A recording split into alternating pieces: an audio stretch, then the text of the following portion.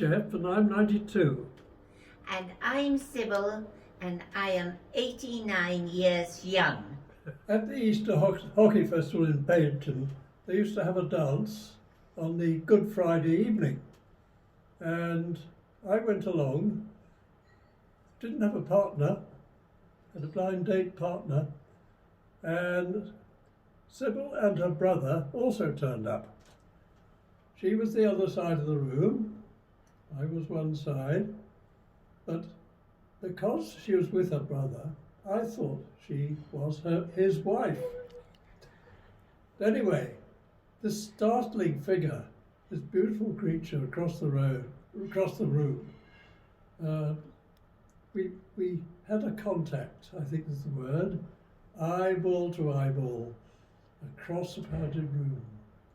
And that was our password from then on.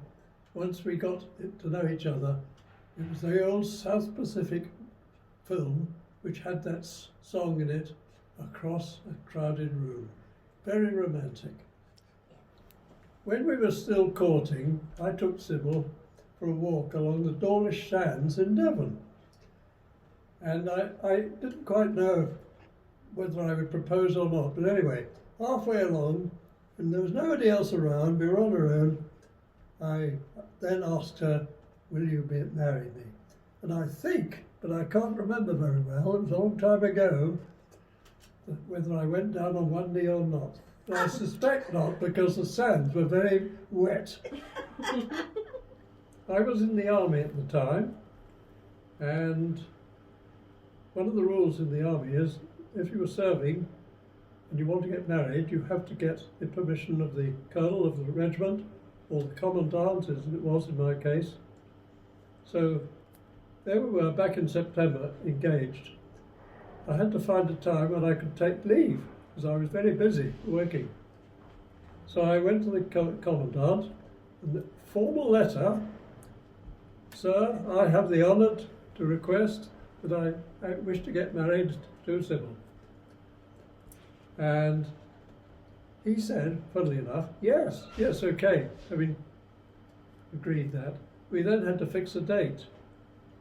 Because of the problems of getting time off, we went to the vicar in Exeter, St Leonard's Church, and he said, well, I can't do it over Christmas, and I can't do it on the Sunday after Christmas, because we don't do it.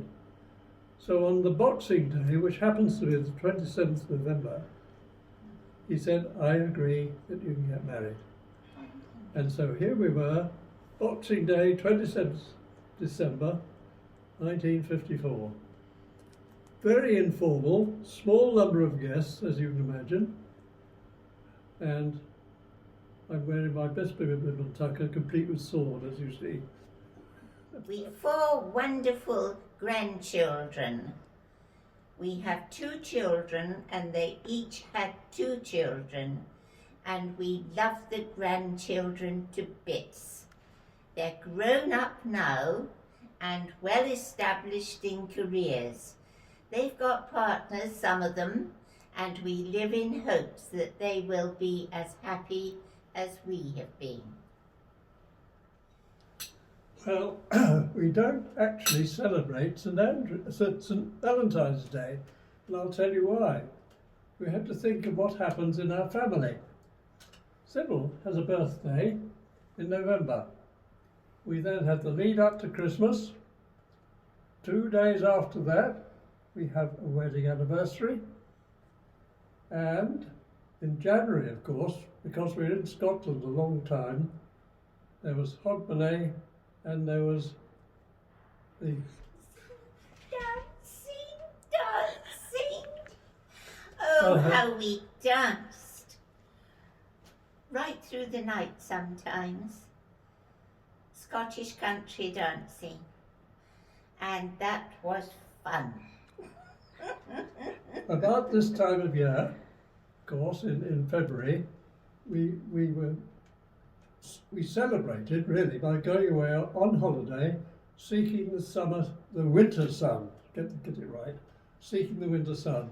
So off we'd go for 2 or 3 weeks, And this usually covered, of course, St. Valentine's Day. And so the snappy answer to the question you'd asked us, how did we celebrate it?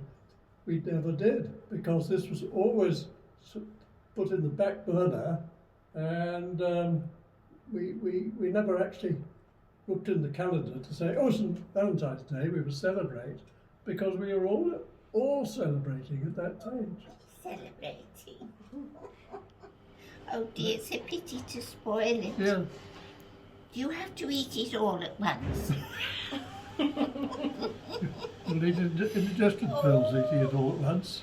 When did we first kiss, was it? I expect it was in the train. In the train. I know I put my head on his shoulder, and he immediately told me his favourite place in the world. Didn't you? You told me about the hut you built. Yes, probably, yes. Geoff told me about his hut he and his father built. Before the war, just before it, they dragged stuff down from the top of the cliff and built a hut. And it was wonderful because he could go there when the bombs were falling in Exeter. Who do you love more than anyone in the world? You, of course.